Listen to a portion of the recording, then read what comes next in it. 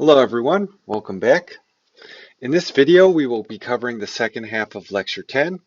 The topic is still model-free results. Okay. Prior to the break, we learned about option pricing.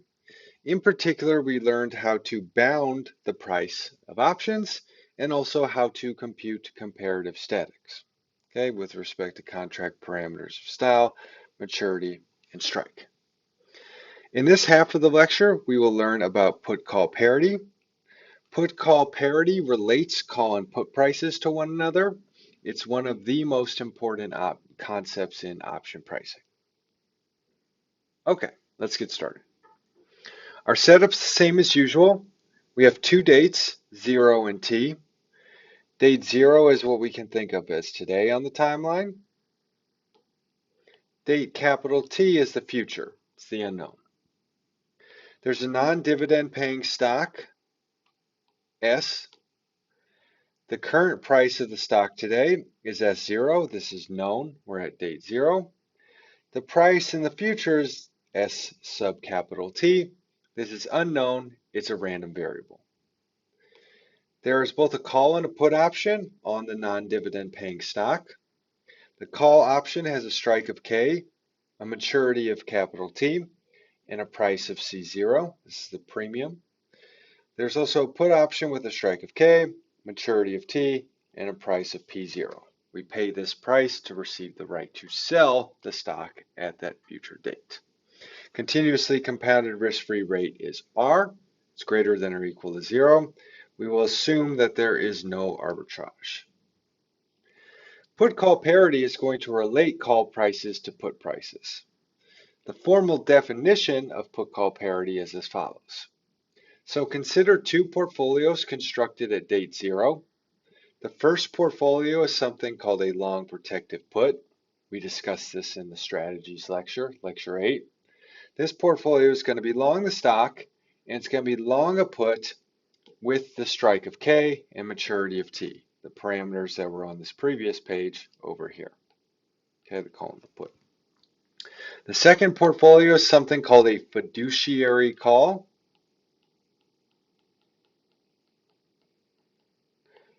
It's going to be long a call and long a risk-free bond, discount bond with face value of K.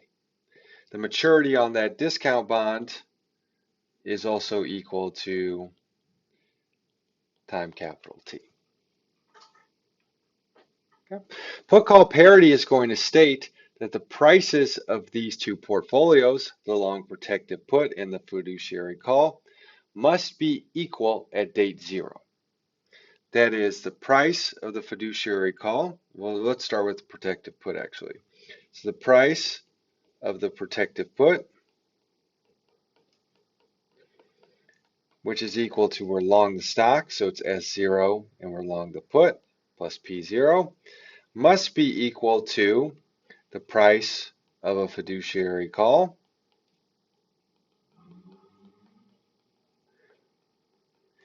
the price of which is equal to C0. You're long a call, it costs you C0, and you're long a risk-free bond with face value of K. The price of going long this is the present value KE to the negative RT. So that's what put call parity states. It says that the price of these two portfolios, the long stock, long put, and the long call, long bond portfolios, must be equal at date 0. C0 plus KE to the negative RT, the price of the fiduciary call, must be equal to the price of the protective put, P0 plus S0. Okay. Put call parity is a model-free result. It is directly implied by no arbitrage in the law of one price. And to really understand it and to see this, we need to kind of derive or prove this relationship. So consider the two portfolios in the problem statement. One is the protective put, long stock, long put. The other one is the fiduciary call, long bond. And we want to think about their payoffs of these two portfolios as of date T as a function of the stock price at date capital T. So let's start with the protective put. The payoff to this is you're long the stock, so your payoff on that is S sub capital T. And you're also long the put, which has a payoff of P sub T, which we know is equal to, we just write it out, max K minus ST 0, right? To sell the asset at a strike of K at date 0. Okay. Note that this payoff depends on whether we exercise the put or not. If the stock price exceeds the strike price, such as the first column right here, then we will not exercise the put. And so the payoff on this portfolio is just going to be S sub capital T plus a 0 payoff on the put. Okay, so it's just ST. If the stock price is less than the strike at date capital T, then we will exercise the protective put. Our payoff, we will exercise put. Our payoff will be we own the stock, ST. We exercise the put, K minus ST. And so that is eventually going to equal K. So the long protective put portfolio has a payoff of ST plus PT. When the stock price exceeds the strike, this payoff is ST. When the stock price is below the strike, then we exercise the put, the payoff is K. Now let's consider the fiduciary call. The payoff to this portfolio is the payoff to the call plus the face value of the bond K. We'll recall that the payoff on the call is the maximum of the stock price minus the strike and 0. It's a bullish position. Okay. Note that the payoff on the fiduciary call portfolio depends on whether you exercise the call or not. If the stock price exceeds the strike, as in this first column right here, then we will exercise the call option. The payoff on this portfolio would be ST minus K, and we'd also own the bond, so we'd get plus K. The payoff would be ST, which is what's given in the table. Now consider if the stock price was below the strike. The call would not be exercised because the payoff would be negative if you did. So the payoff to the portfolio is 0 from the call plus K from the bond. That is going to equal K, which is given in the table.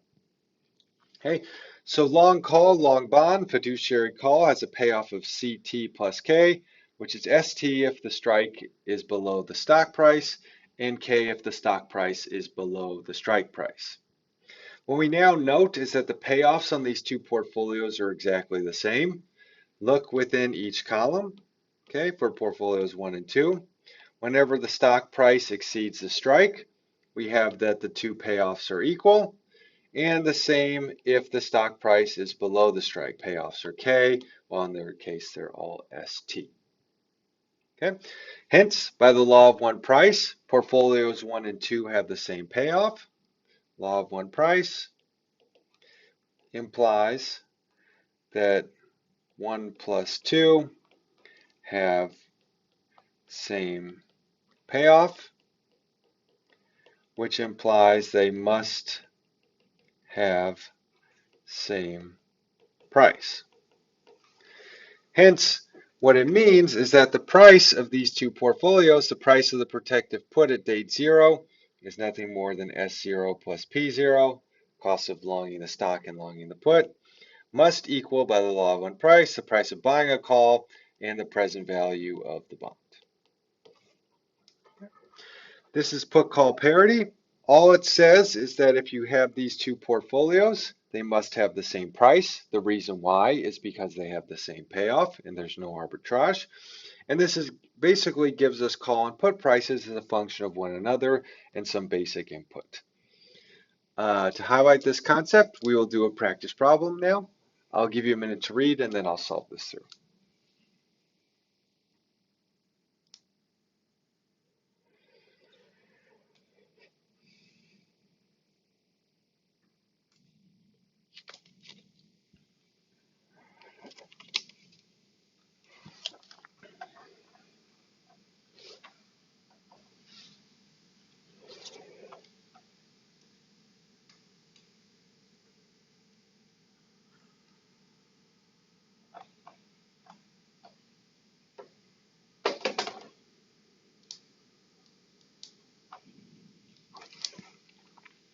Okay.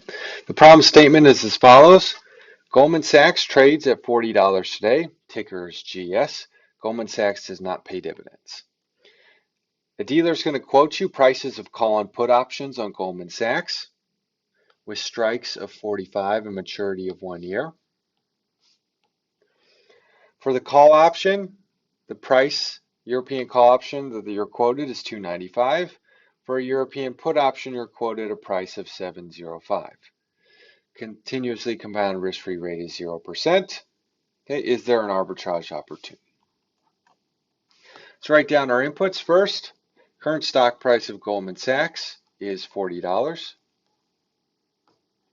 There are call and put options on Goldman Sachs, each with strike of 45 and a maturity of 1 year. Risk-free rate is 0%. Okay. You're given that the call option price is 295. Put option price is 705. Call and put have the same maturity, same strike, and you want to know whether there is an arbitrage. To solve this problem, all you have to do is use put-call parity. Basically, we're going to calculate the cost of a protective put and the fiduciary call, and we're going to check if they're equal. Okay, so let's do that. So we write down the put-call parity equation. Under no arbitrage, we must have that P0 plus S0 is equal to C0 plus K e to the negative RT when the underlying asset does not pay dividends. Okay. Now let's calculate the cost of these two portfolios in isolation and see if the equality holds. So for the protective put, we have that P0, cost of this portfolio, P0 plus S0 is going to be equal to 705 plus 40, which is 47.05. Now let's calculate the cost of the fiduciary call. Cost of this is you own a call, you pay the present value of a bond, K e to the negative RT. This is equal to the call price is 295, strike price is 45, e to the negative 0.00 is the interest rate times 1.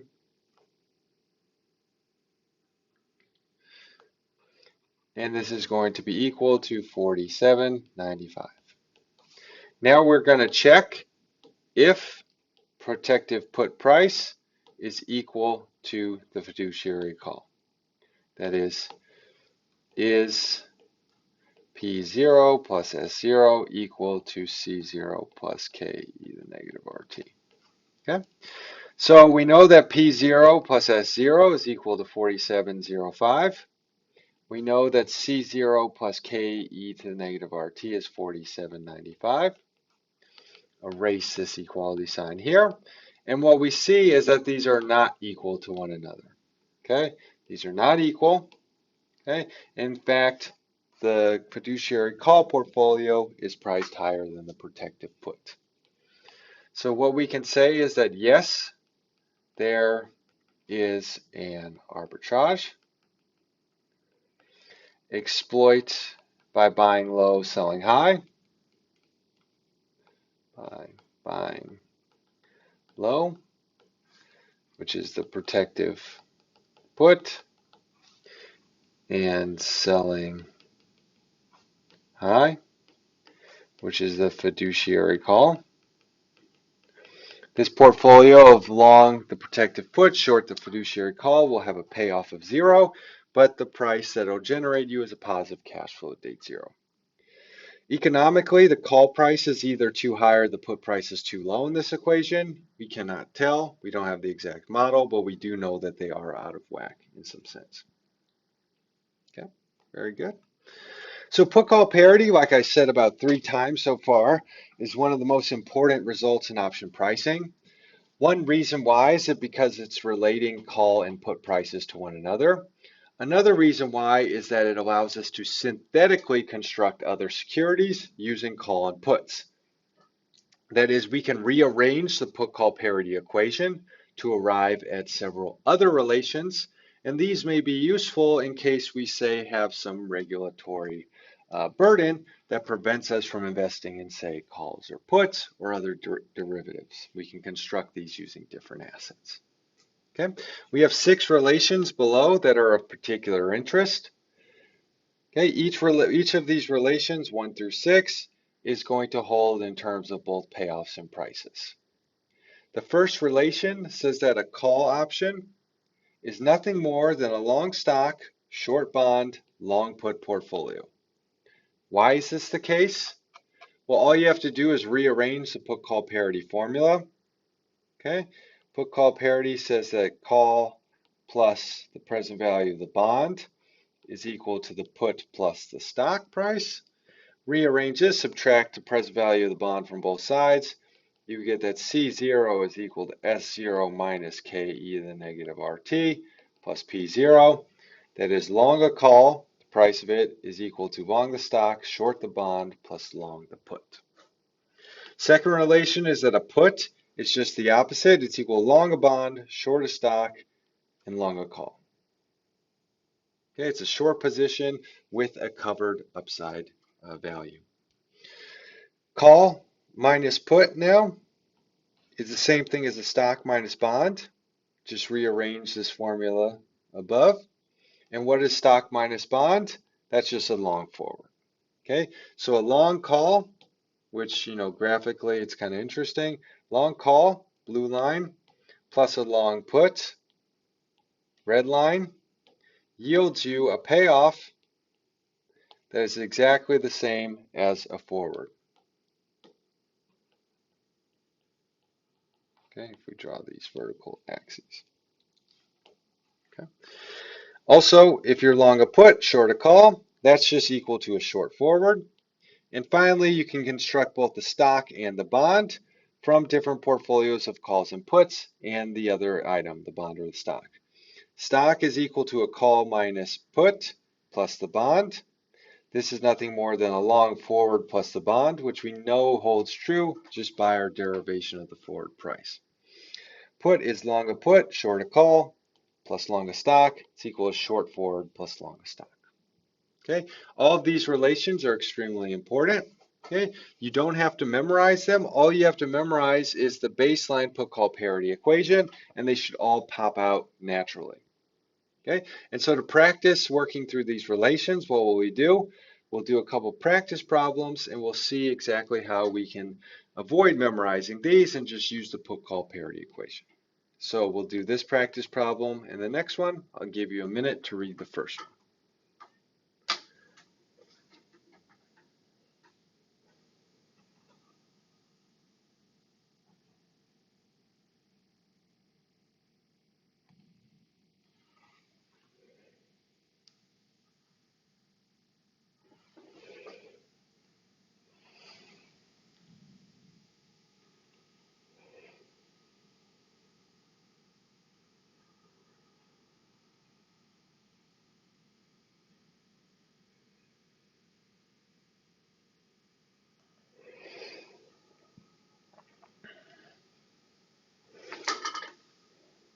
Okay, so today's price of Morgan Stanley is $32. Morgan Stanley, again, does not pay dividends. 6-month European call option on Morgan Stanley has a strike of $35, premium of 94 cents. Continuously compounded risk-free rate is 4%. No arbitrage, so this means with all the other conditions that put call parity should hold. What is the price now of a 6-month European put option on Morgan Stanley with a strike of 35? Solve this problem. Let's start by writing down our inputs. Morgan Stanley trades at $32 today. We are given the features of a 6-month European call option on Morgan Stanley with a strike of 35, maturity of 6 months, 1/2 of a year. Continuously compounded risk-free rate is 4%, and we know that the call price is 0.94 with those contract parameters. No arbitrage implies put call parity holds, and what we want to do is we want to use put call parity to solve for the put price. So to solve this problem, we could just use relation 2 on these previous slides. that the put is equal to the bond minus the stock plus the call. But I prefer to just instead write down the put-call parity equation and solve it for ourselves. Put-call parity is going to state that under no arbitrage, P0 plus S0 must equal C0 plus K to the negative RT. Protective put price must equal fiduciary call price. Rearrange. Put price must equal call price plus bond price minus stock price. Let's plug in inputs. Call option price, 94 cents, plus present value of the bond. Strike is 35, e to the negative 0.04 times 1/2, minus S0, 32. This should equal 3.24. Thus, by no arbitrage, the European put option price is $3.24. Okay. By put call parity. Equivalently, we could have just looked over 2 slides back. Notice that it's equal to K e to the negative RT minus S0 plus C0. Plug them all in and we'd be good. Okay. One more difficult problem. I'll give you a couple more minutes. We'll work through it.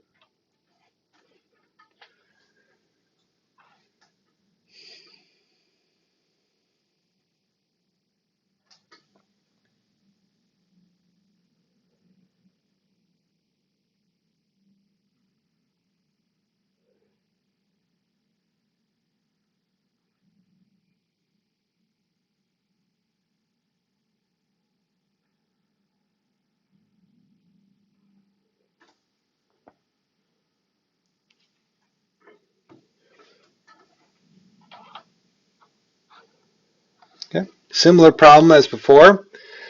Now we're dealing with Goldman Sachs, another financial institution, ticker GS. Today's price is $40. Goldman does not pay dividends. 1-year European call and put prices on Goldman Sachs are given to us with strikes of $35. Again, 1 year of maturity. Call option price is $7.41. Put option price is 71 cents. No arbitrage, so put call parity holds. We want to do a slightly harder question, which is what is the continuously compounded risk-free rate? Okay, start by writing down our inputs. Goldman Sachs trades today at S0 equals to 40. We're given the prices of call and puts on Goldman Sachs with strike equal to 35, time to maturity equal to 1 year, and we're given that the call price is equal to $7.41. We're given that the put price is equal to 71 cents. No arbitrage implies put call parity holds, and we want to solve for the continuously compounded risk-free rate. What is R? To solve this problem, we can use relation number 6 from the previous table if you want to memorize it. The bond is equal to the put minus the call plus the stock, but I personally prefer just to write down the put-call parity equation and to solve from there. Put-call parity states that non-dividend paying stock, no arbitrage, same strikes and maturity on these two options implies that the put price plus the stock price equals the call price plus the present value of the strike, which is the bond. Okay, we want to solve for R, so let's rearrange to get R on one side. This implies, okay, that K e to the negative RT is equal to P0 plus S0 minus C0. Okay, now divide both sides by K. E to the negative RT equals P0 plus S0 minus C0 over K.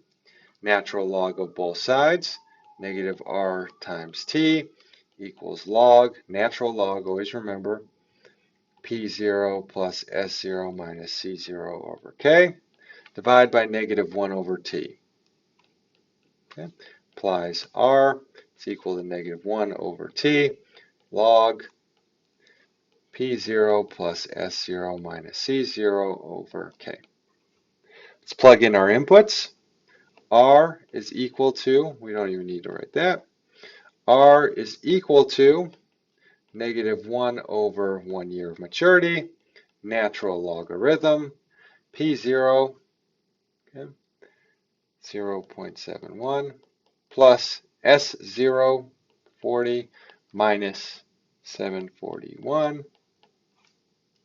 okay, over strike, 35. This is going to be equal to 0.0498. Thus, the continuously compounded risk-free rate is 0.0498 by put call parity. Excellent. Okay. So that wraps up put call parity. Let's now summarize what we have learned. Lecture 10 is all about model-free results.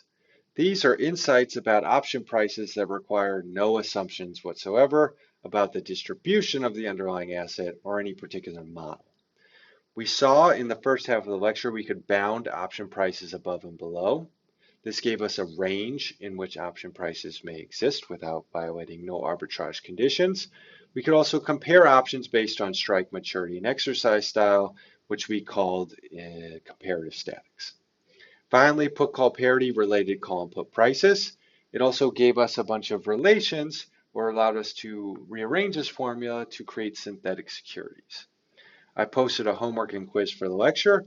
Please complete the homework in order to perform well on the quiz, and I'll see you guys next time.